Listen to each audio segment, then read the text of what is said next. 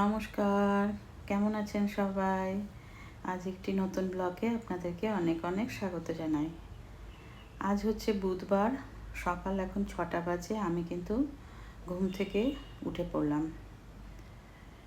তো সকাল হলেই সবারই কাজের ব্যস্ততা শুরু হয়ে যায়, আমারও সেটাই। সকাল 6টা মানেই আমার ঘুম থেকে উঠতেই লাগবে, কেননা অলসতা করলে চলবে না। কারণ আমি সকাল 6টা বা ঘুম থেকে উঠে 7টার মধ্যে রেডি হয়ে আমি জিমে চলে যাই। তো তার জন্য তার আগে আমি একটু ফ্রেশ হয়ে নিচ্ছি, ব্রাশ করে একটু ফ্রেশ হয়ে নিয়ে তারপরে ড্রেস, একটু চা খাবো তার মধ্যে, তারপরে ড্রেস পরে আমি জিমের জন্য রেডি হয়ে যাব। তো 7টার মধ্যে কিন্তু আমাকে সকালে বেরিয়ে যেতে হয়। খুব একটা দূর না যদিও জিমটা, তো সকাল হলেই কিন্তু আমাকে রেডি হয়ে পায়ে হেঁটে এই 5 মিনিটের মতো লাগে। তো আমি এই যে ফ্রেশ হয়ে নিচ্ছি, ফ্রেশ হয়ে এবার একটু চাটা বসিয়ে দিই। সকালে জিমে একটু আমি লিকার চা খেয়েই যাই, সাথে দুটো বিস্কুট থাকে, আর তার সাথে একটু ছোলা খাই, একটু মধু খাই, তারপরে আমি বেরিয়ে যাই। তো খালি পেটেই কিন্তু মধুটা খেতে হয় ঘুম থেকে উঠে। তারপরেই আমি ফ্রেশ হয়ে চাটা খাই। চাটা খেয়ে এই যে এখন আমি রেডি হয়ে বেরিয়ে যাব।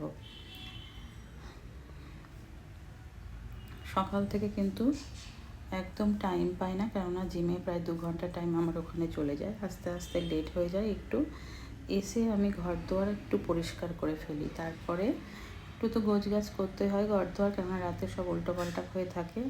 তো একটু ঘর দুয়ারগুলো একটু ক্লিন করে নিয়ে তারপরে আমি রান্নায় চলে যাব।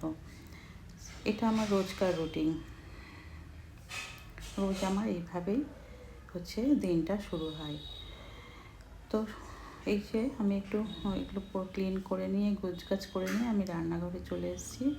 এই যে আজ কী রান্না করব সেটাই আপনাদের সঙ্গে একটু শেয়ার করে নিই আগে।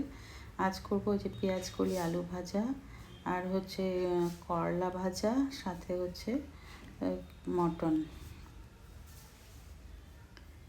তো সব কিছু আমি রেডি করে নিয়েছি। এই যে পেঁয়াজ কলি আলুটা একটু ভেজে নিচ্ছি, যদিও আজ আমি একাই বাড়িতে আছি, ছেলে নেই, ছেলে একটু বাইরে গেছে, ওর ইনভাইট আছে বাইরে। তার জন্য সব কিছু একটু অল্প অল্প করে রান্না করছি, খুব বেশি করলে আবার নষ্ট হবে। তো এই যে করলাটা আমি বসিয়ে দিয়েছি, আর একদিকে এই যে মাংস করে নিচ্ছি। তো এইভাবে কিন্তু আমার সারাটা দিন কাটে। সবাই ভালো থাকবেন, সুস্থ থাকবেন। ভিডিওটা ভালো লাগলে একটু লাইক, কমেন্ট, শেয়ার করে পাশে থাকবেন।